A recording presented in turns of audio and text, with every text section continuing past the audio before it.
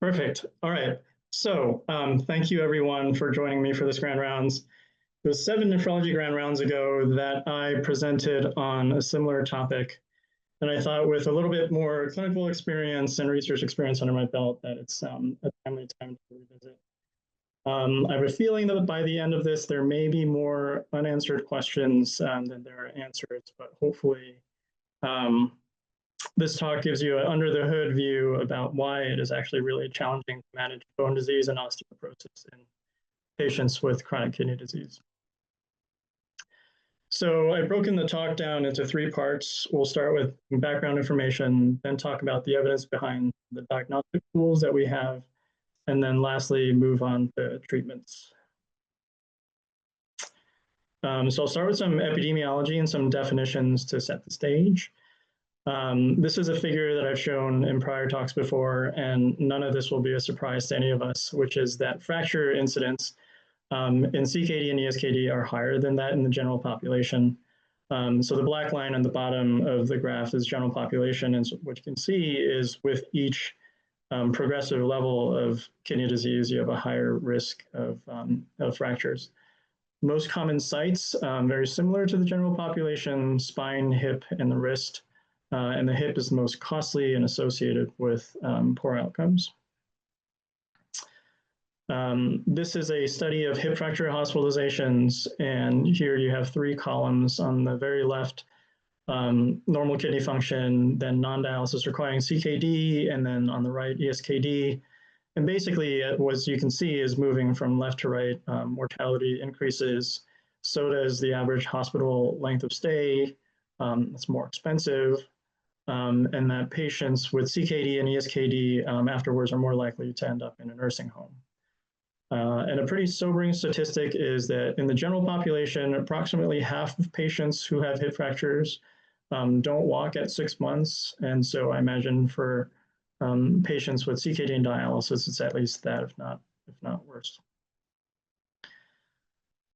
So this is CMS data looking at hip fractures over a roughly 2-decade period. And the top line here are patients on hemodialysis, and the bottom line are patients who don't have ESRD.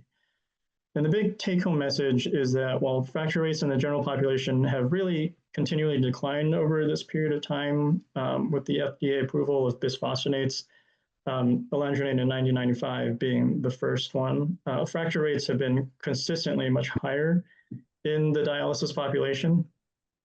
And you might note that there's a decline in hip fractures in ESKD since about 2004, which has been partly attributed to an increase in non-calcium binder use and calcium mimetics. But this figure actually doesn't give a complete picture. What I don't show here is that there's a concurrent rise over this entire period of peripheral fractures, so fractures at the wrist, for example, really suggesting that we haven't really figured out how to reduce fracture risk in this patient population. So some definitions. So osteoporosis is broadly defined as low bone strength. And there's 2 components to this. There's bone density, which is the amount of bone that you have, and also bone quality. And subcomponents are things like bone turnover and mineralization and the microarchitecture of bone.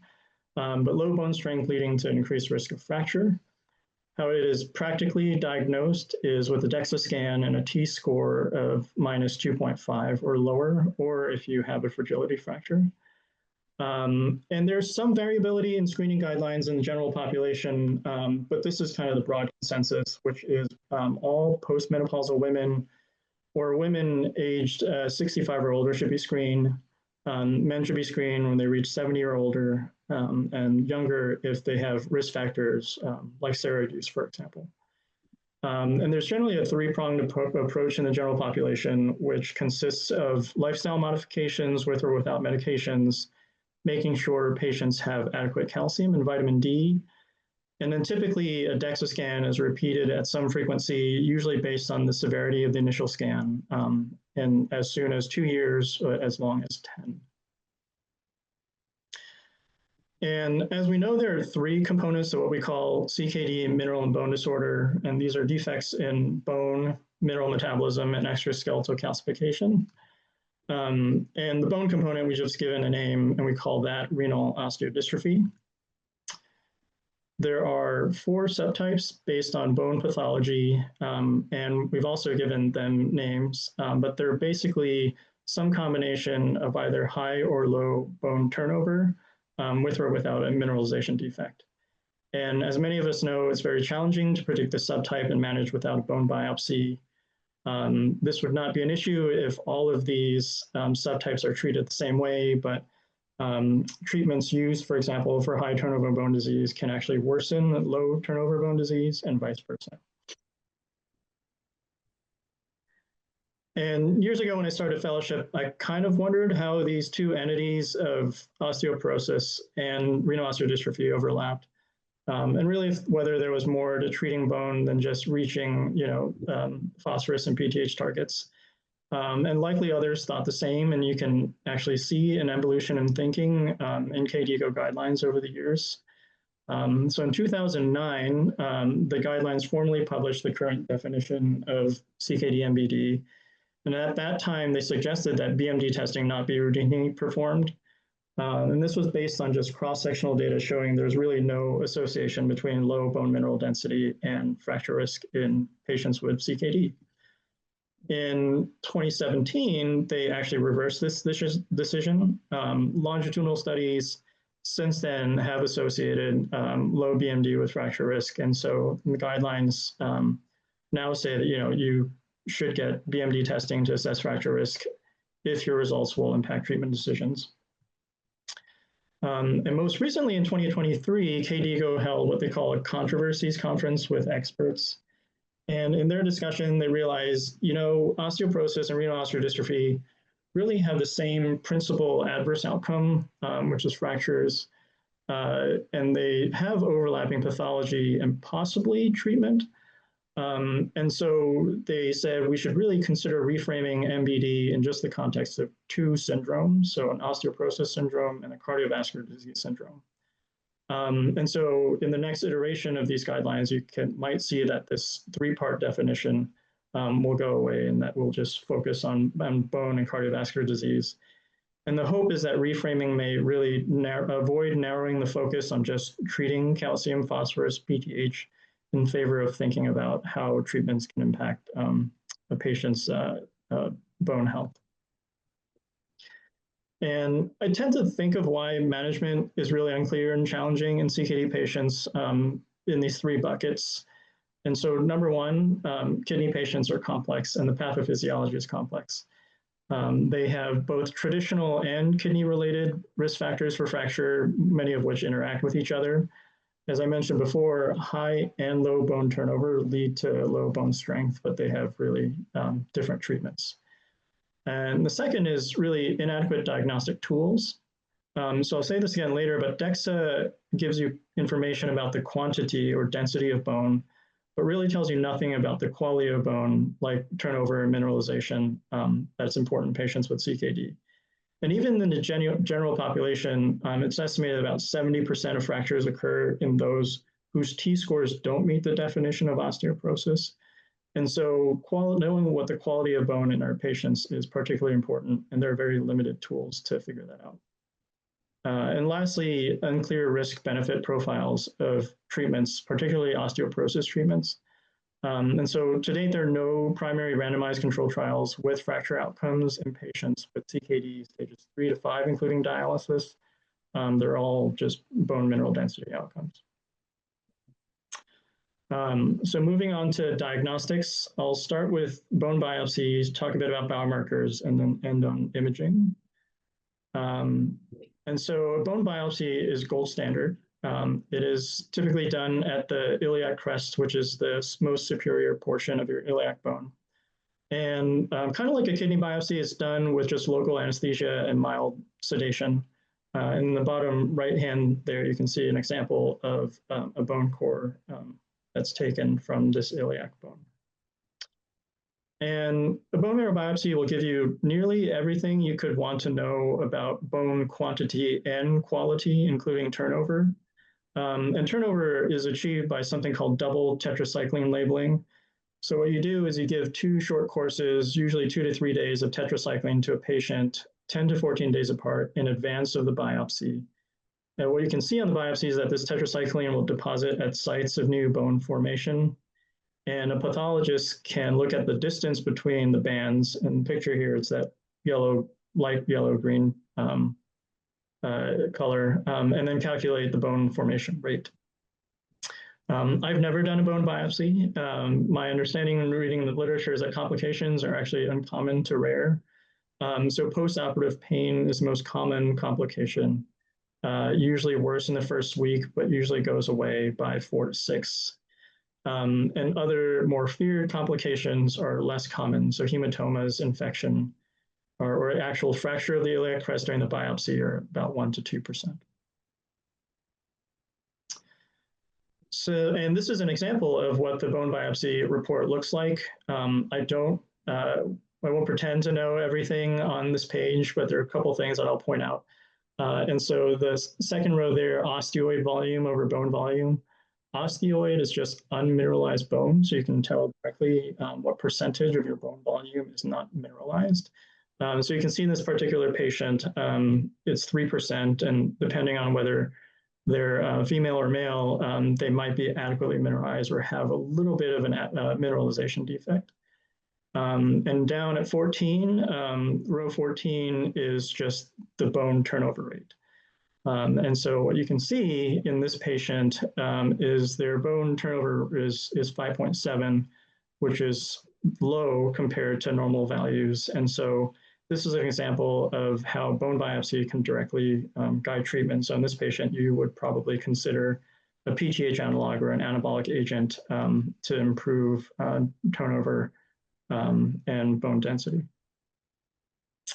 And I'll say bone biopsy is unfortunately not available here at the University of Washington. And so as such, we're relying on other tools. So I'm going to move on to biomarkers and jump straight into the 2 ones that I think are most clinically useful, and they are parathyroid hormone and bone-specific alk phos. So this table is from Jorgensen and colleagues, referenced in the bottom right. And so they studied 199 patients with CKD 4 and 5, including dialysis and transplant, who had biomarkers drawn at the time of bone biopsy. And they wanted to see, how good are these bone biomarkers in predicting high or low bone turnover. So they explored optimal cutoffs in half of their study population. So we call that an exploration cohort. And then they validated it in the other half. And so you can see kind of the characteristics there. I'll draw your attention to the last column, which I think is important. And it shows that these biomarkers actually have pretty great negative predictive value. And so what that means and why it's great is that these biomarkers have a pretty good ability to rule out high and low bone turnover. And as we'll see later, this is pretty important because when you're thinking about whether or not you want to start an anti-resorptive medication for osteoporosis, like bisphosphonates, for example, you want to rule out low turnover bone disease because those medications can worsen them. And so if you use these cutoffs, it indicates that you have a pretty good way of ruling out low turnover bone disease without a bone biopsy. Some of the limitations of biomarkers you can tell readily is the positive predictive value is not particularly great, especially for low turnover bone disease at about 19 to 28%. Stuart Sprague did a separate study, I'm not showing the primary data here, suggesting that if you actually use these 2 markers in combination, it may improve your ability to differentiate low from non-low turnover bone disease. So if you have suspicion, these 2 are widely available, and I would encourage you to order them. There are a handful of other biomarkers that are being studied. I won't really jump into them too much. They're mostly research tools, not widely available, and were cleared by the kidney and or dialysis, and it really makes complicates the interpretation. And so PTH and bone alk phos are kind of like the 2 main ones that are being clinically used. So moving on to imaging, so DEXA, dual energy X-ray absorptiometry, It's an X-ray based technique. And like I said, it quantifies the amount of bone you have, doesn't tell you anything about their quality. And what you get is a T-score, which is a score that compares your patient's bone mineral density to that of a healthy reference population in their 20s. And so a T-score of -1 just means you're one standard deviation lower than the average of this healthy population. It defines osteopenia and places you at approximately 2 times higher risk for fragility fractures. And when your T-score is 2.5 or lower, that meets a definition for osteoporosis. It's standard of care to diagnose osteoporosis, and as I've mentioned before, it's a pretty good but incomplete assessment of bone health because you're missing the quality part of bone that's pretty important for our patients. But that low and worsening bone mineral density have now been associated with increased fracture risk in patients with CKD. So these are data from a meta-analysis and really why KDIGO reversed their guidelines for DEXA screening in patients in 2017. I'll draw your attention to kind of the bottom half first, which is the non-dialysis CKD patients. And what you can see is that black diamond is all the way to the left of 0, meaning that bone mineral density is lower in these patients in fracture. And then the top portion is dialysis. And you can see the tip of the diamond on the right side, just barely crosses 0, so it's technically not statistically significant. But the hazard ratio supports screening, and most of the confidence interval is in favor of this association. So all told, I agree with guidelines to screen patients with CKD and ESKD, especially if you would plausibly treat their osteoporosis if it's diagnosed. This is the last part of this part of the talk, HRP QCT, or high resolution peripheral quantitative CT. This is a newer technology that's been around for just about 20 years and has been used to study bone and osteoporosis. It's a low-dose X-ray based technique, and it really in one scan just uses 3 to 5% of the radiation of a chest X-ray. I'm not really sure how that works, but it's pretty amazing. But the CT both gives you data on bone density and bone quality. So this CT can detect early changes in bone quality that are seen in patients with CKD. And poor microarchitecture has been shown to contribute to fracture risk independently of just the bone density by itself. The reports generated by these CT scans, they follow bone biopsy nomenclature and has been validated against bone biopsies, and so as such has really been referred to as a virtual bone biopsy, and I think has a lot of promise clinically. So in addition to quantifying all of these different parameters, it can construct 3D images like what you see on the right here, which is reconstruction of a patient's radius. And what you can hopefully appreciate is as you move from top to bottom, healthy to CKD with fracture, that the outer part of the bone called the cortex is more thin. And then the inside spongy part of the bone called the trabeculae is more porous and less dense. And what you can imagine is, with these greater holes, for example, if you have added stress to the bone, that, they're more likely to crack and fracture. And so how do you tell bone turnover with HRPQ-CT? This is a study that was published just 1 or 2 months ago by Tom Nicholas and Joe Ix and others. And they basically developed a protocol where if you do 2 scans 2 months apart, you can actually tell bone turnover.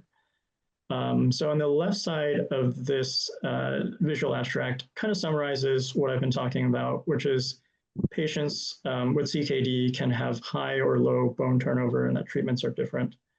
Our diagnostics like biopsy, it's reliable, but it's invasive and not readily accessible, whereas bone turnover markers are not entirely reliable.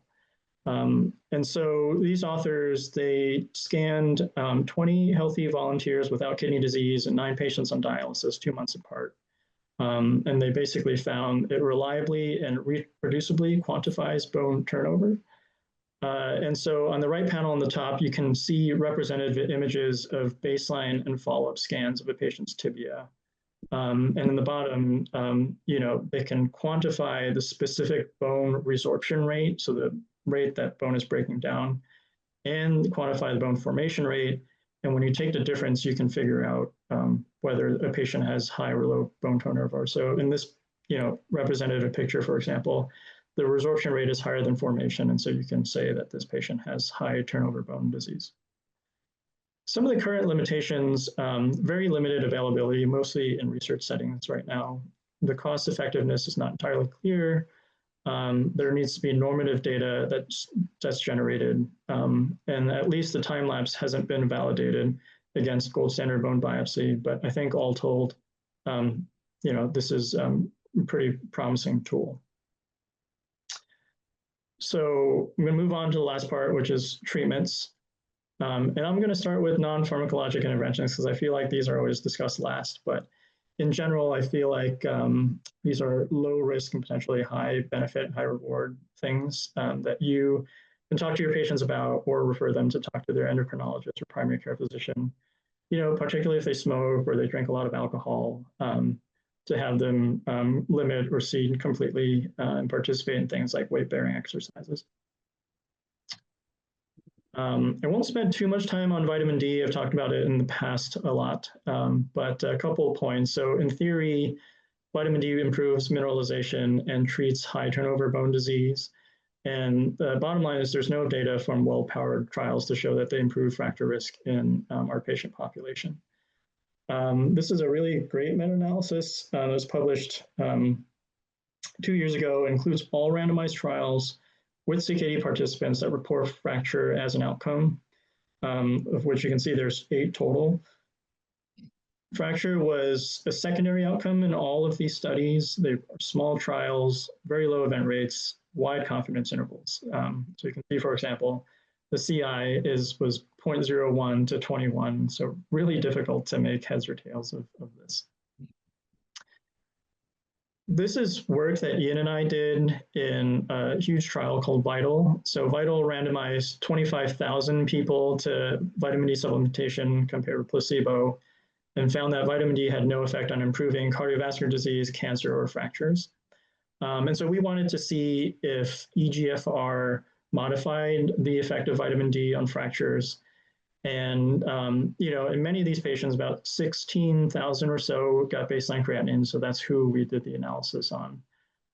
So if you look at the very top row, those with EGFR less than 60, this was mostly a kidney healthy population. So the median EGFR, even in that group, was about 50 something. But in the 1,203 patients with, CKD, mild CKD3, you see that the hazard ratio was in favor of vitamin D, but that the confidence interval was not statistically significant. And so my kind of takeaway from the study that we did was that in patients with mild CKD with adequate vitamin D at baseline, the mean here was something like 30 nanograms per mil. There was really no benefit for vitamin D supplementation when it comes to fracture prevention in CKD. Calcimimetics.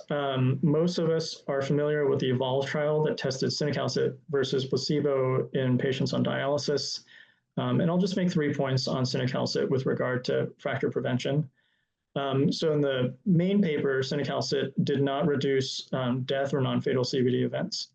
Famously, its interpretation is complicated by baseline age imbalance. So by chance, the cinacalcet group was a year older than the placebo group. And as we know, older people are more likely to have cardiovascular disease events and fall. There were high rates of dropout in the cinacalcet group, and there was a lot of off-protocol cinacalcet use in a placebo group. So in a pure unadjusted intention to treat analysis, cinacalcet did not reduce the rate of clinical fractures. But when the authors accounted for this baseline age imbalance, the dropout rate and some other factors, they actually found that cinacalcet reduced fracture rate by 16 to 29. So kind of my practice and my patients on dialysis is I do give some vitamin D, but if the PTH needs a little bit more control, I will reach for cinacalcet. So the last part of this talk, I'll be talking about some of the osteoporosis treatments. starting with bisphosphonates. So the main mechanism is that it inhibits osteoclasts, meaning it inhibits bone resorption or breakdown.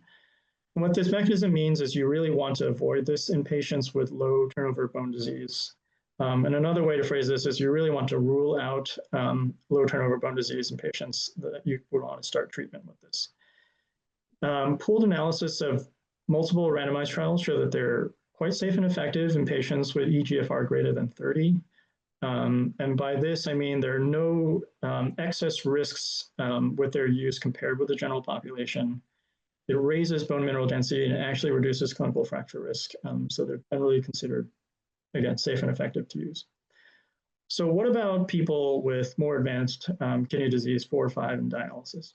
So use of these meds will all be off-label, primarily due to lack of clinical trials and several cohort studies that show potential risks. I think the main one here is kidney toxicity and CKD progression. So this is a Robinson and colleagues study, did a cohort study of over 20,000 patients, suggesting that there's a 14 to 15% risk of progression of CKD. They calculated a number needed to harm at 3 years of 41 and a number needed to harm 5 years, 51. So in my mind, I think this is pretty compelling data to probably not use this in patients with CKD 4/5, and particularly if they're already dropping eGFR, but that you might use this in patients on dialysis in whom CKD progression is less of an issue. And I talked a little bit already about exacerbating adynamic bone disease, and hypocalcemia is also a risk of bisphosphonates in these patients. Moving on to RANKL inhibitors, there's only one drug in this class, denosumab, and it works by inhibiting RANKL, which is a signaling protein needed for osteoclast maturation. This also means you want to rule out low turnover bone disease before you use it because denosumab would otherwise make it worse. There's no risk of CKD progression, but there's 2 points I want to make. So one is there is a black box warning for severe hypocalcemia in patients with eGFR less than 30. I looked at the studies and the mean drop seems to be kind of in the 1.5 range after the first dose. And subsequent doses, the drop in calcium is much less, it's 0.6 to 0.7.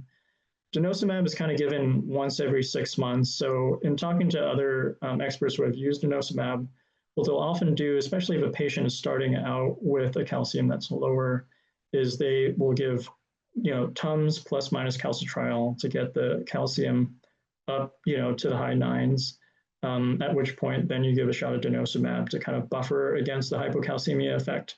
And then you're good for about 6 months until you're giving the next dose.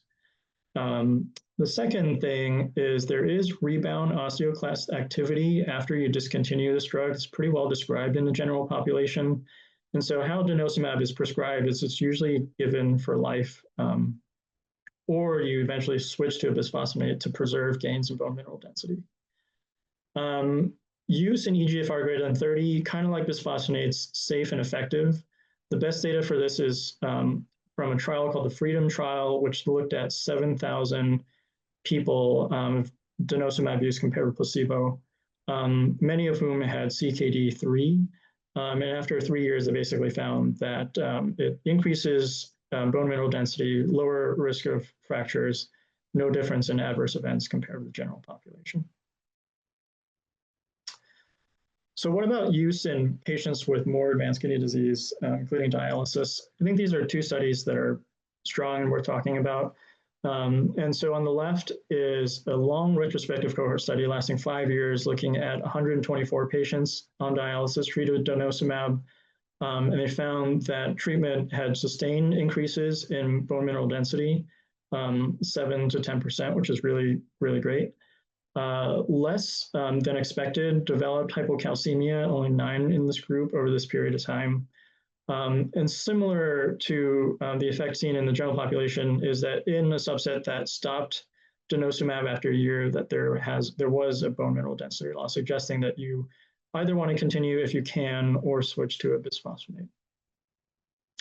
On the right here, some authors wanted to find out whether or not denosumab or bisphosphonates were better in these patients. And so in a cohort study, they kind of matched characteristics to simulate a clinical trial, even though it's an observational study. And what they found is that denosumab had a lower risk of fractures compared with oral bisphosphonates, and perhaps a higher risk of major adverse cardiac events. You'll see the confidence intervals are wide, and so the estimates are kind of imprecise, and so you really need a trial if you really want to answer this. But I'll say that the reason for the major adverse cardiac events, they think, is not because denosumab causes it, but perhaps that bisphosphonates have other effects that are helpful to reduce cardiovascular events. So I'm close to wrapping up here. This is the last drug I'll talk about, PTH analogs and anabolic agents. And the main mechanism here is that intermittent activation of the PTH receptor will stimulate osteoblasts and thus bone formation. How it's used in the general population is that it's generally second-line treatment for a variety of reasons, mainly because the other drugs are better studied, and then cost and availability. How they're used for up to 2 years, which is the length of the randomized trials that have tested them. And then eventually you do switch to one of the other drugs to preserve gains in bone mineral density. Very few studies have studied them in dialysis patients. This is one of them out of Japan, in the middle here. So it's non-randomized, but they gave teriparatide compared to control. And what they found over a year is that it did have a significant increase in lumbar spine bone mineral density with the anabolic agent use. I think how it's used in dialysis is the most murky out of the 3 drugs that I talked about. The general expert recommendation is that if someone has osteoporosis and evidence of low bone turnover, either biopsy or biomarker, then this is a patient population that you should consider treatment with these meds. So this is my last slide, and I've titled it A Clinical Approach because I think you can interpret the data that I've shown you in a lot of different ways, but this is the one that kind of makes the most sense to me. So I would very much consider DEXA in your patients with CKD and ESKD who are either postmenopausal or have risk factors for osteoporosis. If they have stage 1 to 3, I think you can fairly comfortably manage osteoporosis per general population guidelines. And I should say this is definitely working closely with your endocrinology colleagues here. And CKD 4 and 5, including dialysis, is when it gets a little bit tricky. Because of the risk for CKD progression, I would avoid bisphosphonates in these patients if they're not already on dialysis. Instead, I would consider denosumab with attention to serum calcium, and discussing with the patients that the plan would likely be to continue for life or transition to bisphosphonate if and when they become dialysis dependent or after they get kidney transplant. As I mentioned, adynamic bone disease is a little bit trickier, but if you have suspicion, and if you're on YouTube watching this and you have access to a bone biopsy, I would definitely consider getting a bone biopsy and or relying on low turnover bone biomarkers and consider treatment with anabolic agents. I have a lot of people to thank for my success, and they're all listed here. And with that, I will take questions. Thank you, Simon, for a super talk as well. And to finish us off this morning, any questions or comments for Simon here?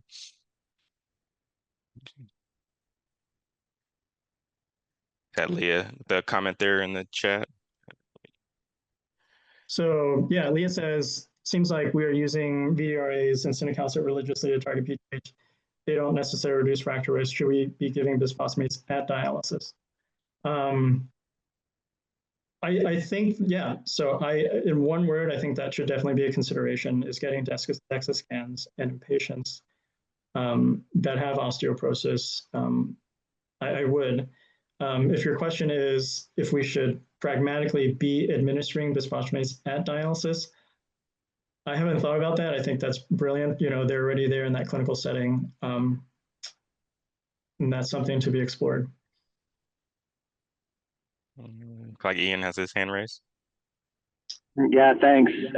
If time, Simon, I'm struck by your comment, which seems correct to me, that one of the key issues is ruling out adynamic bone disease. We have all these great agents that can reduce bone turnover and help a lot of patients who have excess bone turnover and osteoporosis, but we don't want to hurt those, which is a real concern for me when I'm thinking about these patients by prescribing people with adynamic bone disease the drug. So the ways that you said to identify that, one is bone biopsy, and so I have two questions. One is, should we be doing more bone biopsies to enable these therapies, and the other one you mentioned was biomarkers, and you showed PTH and bone alk phos useful, but it seems they're also complicated by, you know, the thresholds would vary by assay and lab, and also by stage of CKD, because PTH varies so much by stage of CKD. So anyway, what do we need to do, I guess,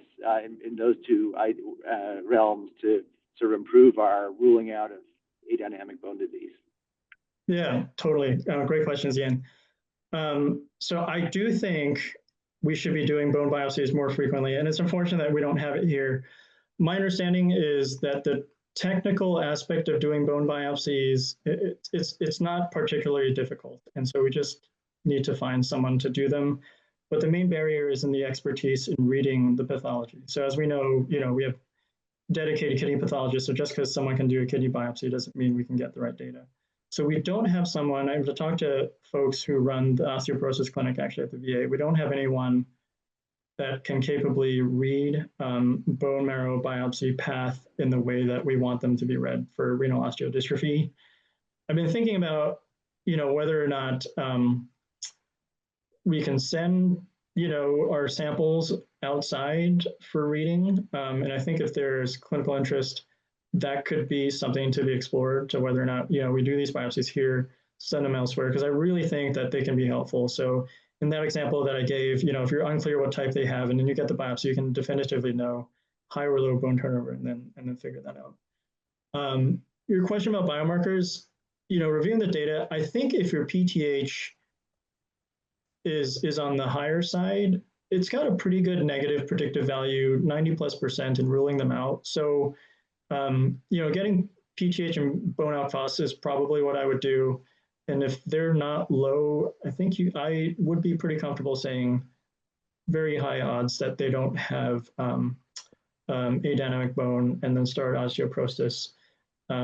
And I think the benefit of that may outweigh just, the uncertainty and then waiting and not doing anything at all. Okay. Any time for one more comment, Susan, or question? Yeah, question. I wanted to know your advice about how to approach this in a practical way. And I think the situation reminds me a little bit of some of my interactions with patients who have tertiary hyperparathyroidism, and talking with them about parathyroidectomy and fracture risk reduction. And just the step to do that just feels so out of proportion to what feels like a hypothetical risk. Like, will I fall? Will I break a hip? And then that kind of more invasive testing, and then an intervention only happens more as secondary prevention after they've already broken something. And so I wonder, as trying to counsel patients around bone biopsy, which can also sometimes feel, and I know you said it's easy. I guess I've never seen it, so I have no idea. But trying to explain it to them and caution them, and do you see, or do you find that this often is more of a secondary prevention thing with bisphosphonates and bone biopsy rather than a primary prevention? Unfortunately, yes, but I feel like the epidemiology of this is such that I feel like we definitely should do DEXAs as primary prevention, because that's when they benefit the most, right? Because you don't want them to fracture and then cost a lot of taxpayer dollars. The mortality is high.